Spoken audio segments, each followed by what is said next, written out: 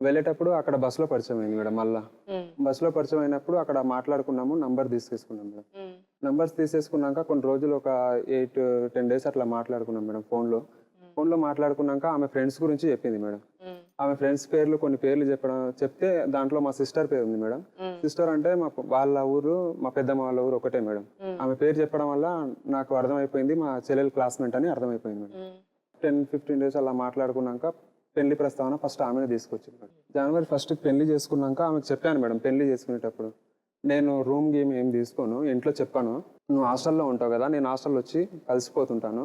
ఆ తర్వాత అమ్మకు 3 ఎగ్జామ్స్ ఉన్నాయి, ఎగ్జామ్స్ తర్వాత చెప్పేస్తాను, నా డిగ్రీ బ్యాక్లాగ్స్ ఉన్నాయి కదా, అమ్మకు చెప్పేస్తాను అది అన్నాక ఒక 8 డేస్ హాస్టల్లో ఉంది మేడం ఆమె. నేను రోజు సాయంత్రం వచ్చి కలిసిపోయేవాడిని మేడం అంతే. తర్వాత రూమ్ తీసుకున్నాను మేడం సపరేట్గా. 2 months అలానే ఉన్నాం మేడం, 2.5 months. నేను అమ్మకు చెప్పాల్సిన టైం వచ్చింది మేడం, చెప్పేశాను మేడం.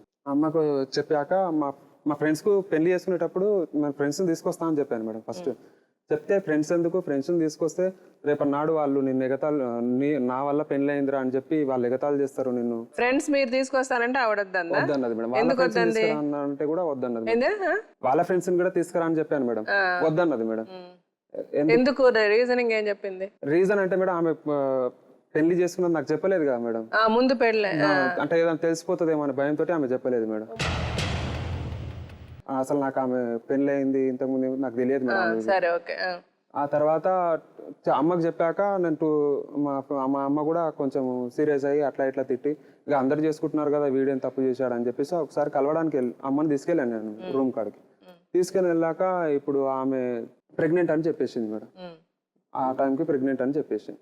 ప్రెగ్నెంట్ అని చెప్పాక అమ్మ ఉండి ఎవరిదో తెలియక చేసుకున్నాడు, పాలల దాంట్లో అందరి దాంట్లో పిలుచుకుంటానమ్మా, ఎలానన్నా చేసి పెళ్లి చేస్తాను, మళ్ళీ అక్కడ సిరిసిల్ల అటు సైడ్ తీసుకెళ్ళి చేస్తాను, వాళ్ళకు చెప్తాను, నేను సంజాయిస్తాను, మా ఊరు తెలియక తప్పు చేసిండు అది అని చెప్పి చెప్పింది మేడం.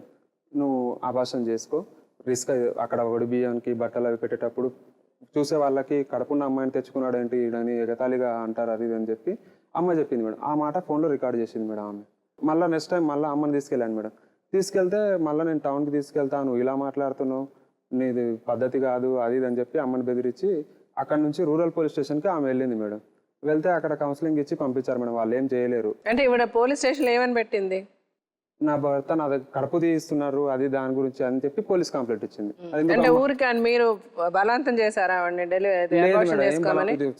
మాట ఏదో క్యాజువల్ గా చెప్పాం మేడం, అది ప్రాబ్లం అవుతుంది. క్యాజువల్ గా చెప్పిన తర్వాత మీరు ఇంటికి వెళ్ళడం మానేయడమో లేకపోతే మీరు కలవడం మానేయడం ఏదో ఒకటి మీరు చేసి ఉండాలి కదా, ఏమీ చేయకుండా ఆవిడ ఎందుకు పోలీస్ అంటే రావడం బంద్ అయిపోయింది. అంటే అప్పటికి ఆ విషయము మా ఫ్రెండ్స్ ద్వారా తెలిసింది మేడం, ఆమెకు ఆల్రెడీ పెళ్లి అయింది, ఏదో రిలేషన్ అదంతా తెలిసింది మేడం. తెలిసాక నేను దూరం ఉన్నాను మేడం.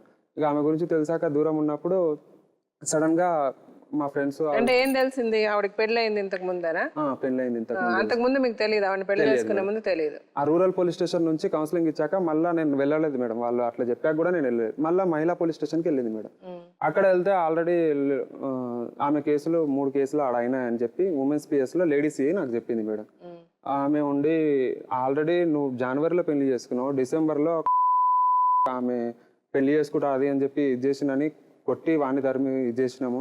షాద్నగర్ సంబంధించిన సంబంధంలో 1,40,000 ఇప్పించినాము. సెకండ్ రిలేషన్లో అదొకటి ఇదైంది, గొడవలు అయినాయి, నువ్వు ఎట్లా పడ్డావు, నీకెట్లా మూసిపోయింది అది అంటే నాకు ఇదంతా ఈమె ట్రాప్ చేసింది అనే విషయం నాకు అప్పటికీ అది తెలియలేదు మేడం. మీకు ఇదంతా ఎవరు చెప్పారు? మహిళా పోలీస్ స్టేషన్లో చెప్పారు? మహిళా పోలీస్ స్టేషన్లో చెప్పారు. అట్లా అదంతా ఏప్రిల్ వరకు అలా జరిగింది మేడం. ఇక నేను వెళ్ళలేదు మేడం, మొత్తానికైతే నేను ఆగస్టు వరకు నేను వెళ్ళలేదు. తర్వాత ఆ పంచాయతీ అయిపోయినాక మళ్ళీ 2 Town పోలీస్ స్టేషన్కి ఆమె వెళ్ళింది మేడం. పోలీస్ వాళ్ళు ఉండి నన్ను నువ్వు ఏమన్నా చేయి, మళ్ళీ ఆమె దగ్గర పో, మేము ఏం చేయలేము, నీ లైఫ్ ఎందుకు కేసు అయితే జైలుకి వెళ్తావు, మళ్ళీ పంచాయతీలు అవన్నీ నీ లైఫ్ మొత్తం స్పాయిల్ అయిపోతుంది అంటే ఏదో ఒక ఉండనులే అని చెప్పేసి మళ్ళీ అక్కడికి రూమ్కి వెళ్ళడం ఇది చేశాను మేడం. నా జాబ్ అప్పటికి పోయింది మేడం. నేను ఒక 2 డేస్కి ఇంటికి రాకపోయేసరికి ఏదైనా జాబు వెతుకుదాము, ట్రై చేద్దాం అనే విషయంలో ట్రై చేస్తుంటే ఫోన్లు చేసి సతాయించేది మేడం. గంటకు 50 సార్లు ఫోన్ చేసేది మేడం. నేను రాను అనేసరికి ఇంటికి వచ్చి గొడవ పడేది మేడం. మళ్ళీ రాత్రి 9-10 గంటలకు వచ్చి హరాస్మెంట్ పెట్టేది మేడం. అలా రోజు నేను ఎప్పుడైతే రానో అప్పుడు వచ్చి ఇంటికాడ గొడవ పడేది, పోలీస్ స్టేషన్కి వెళ్ళేది, మళ్ళీ పోలీస్ వాళ్ళు సంజాయించేది. తర్వాత మా తమ్ముడు ఇదంతా చూసి చుట్టుపక్కల వాళ్ళు ఎగతాళిగా మాట్లాడేసరికి మా తమ్ముడు సూసైడ్ అటెంప్ట్ చేసిండు మేడం.